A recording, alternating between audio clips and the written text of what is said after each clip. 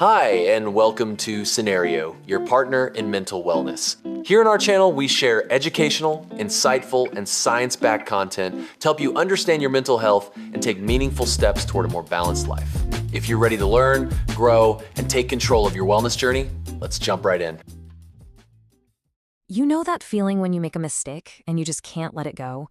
You find yourself replaying it over and over in your head, way after everyone else has probably forgotten about it? Well, that feeling of being stuck in self-blame, it's super common, but man, it is tough to get out of. So, let's dive into this because figuring out how to actually move forward is just so crucial for our well-being. I mean, that's the big question, right? How do you forgive yourself?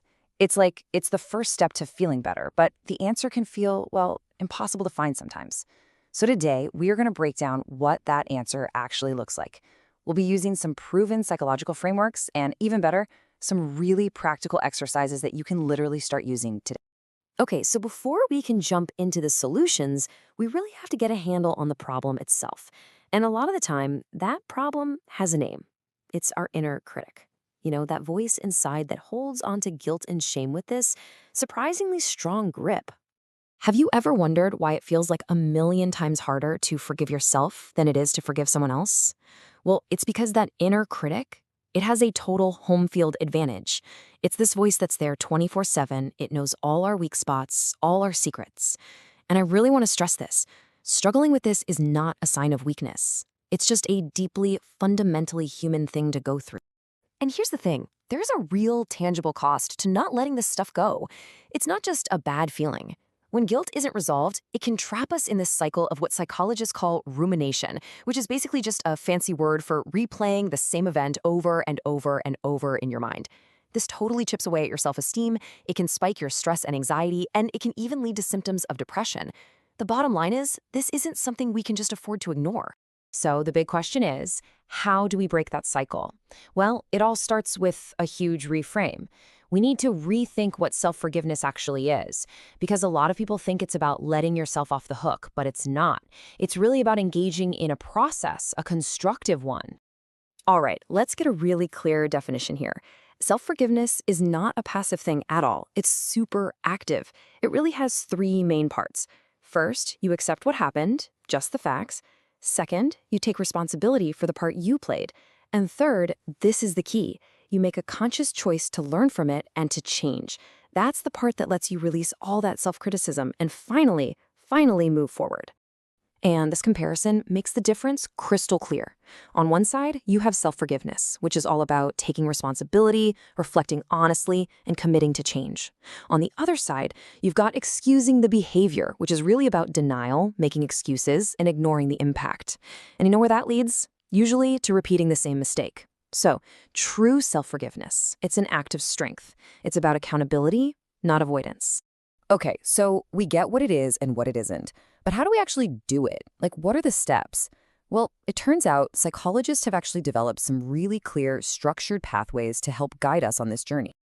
And the great news here is that you don't have to figure this out all on your own from scratch. Researchers have studied this whole process a ton, and they've created these frameworks that take this big, abstract idea and break it down into manageable, science-driven steps. And honestly, that just makes the whole thing feel so much less overwhelming, you know? So here are just two of the most well-known models. You've got the Enright model, which is really about confronting the hurt and deciding to forgive. Then there's the REACH model, which is this helpful acronym for remembering, empathizing, apologizing, committing, and holding on. Now, you don't need to memorize these. The big takeaway is just that there are structured roadmaps out there. They turn this vague, awful feeling into a concrete process that you can actually follow. Okay, so those models are great for the big picture, but what does this look like in the real world, like day to day? Let's get super practical now and look at some simple exercises you can use to turn all this theory into an actual habit. All right, here's an incredibly powerful tool for those moments when that wave of guilt just feels totally overwhelming. It's called compassionate breathing. All you do is sit comfortably, place a hand on your chest, and focus on your breath. You're going to breathe in for 4 counts, hold for 2, and then breathe out for 6. That longer exhale is key. It actually triggers your body's relaxation response. And as you exhale, you can silently repeat a kind phrase, like, I am learning.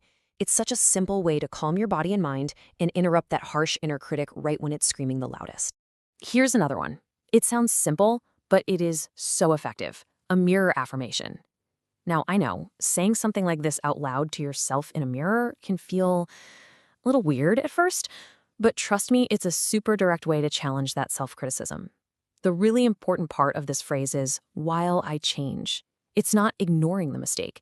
It's acknowledging it, but at the same time, it's affirming that you absolutely deserve kindness during the process of getting better.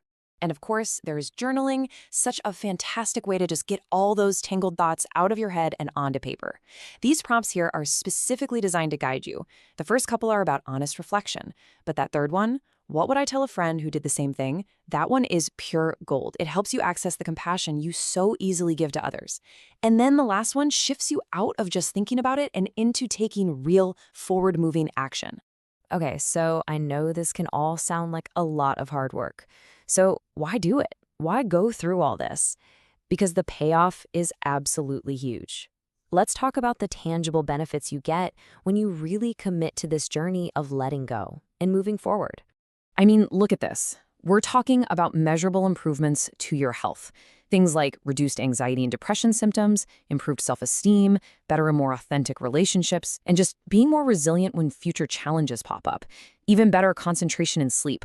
When you release that chronic stress that comes from beating yourself up, you free up all this mental and emotional energy that you can then use to actually build a better life. It is a direct investment in your own well-being. And this is maybe the most important thing to remember. Self-forgiveness is not a light switch you just flip one day and then you're done. It's a process. It's a journey that's made up of all those small, consistent steps we've been talking about. A breathing exercise here, a journaling session there. The most important thing you can do is just be patient with yourself along the way. So, as we wrap this up, I really want to leave you with this question. This isn't about solving everything all at once. It's just about starting. What is one small, tiny, manageable action you can take right now to begin this journey? Maybe it's just doing 5 minutes of that breathing exercise. Or maybe it's just answering one of those journaling prompts. Whatever it is, the first... Thank you for watching Cenario. If this video helped you, don't forget to like, subscribe, and share. For personalized mental wellness supplements, visit Cenario.com. See you in the next one.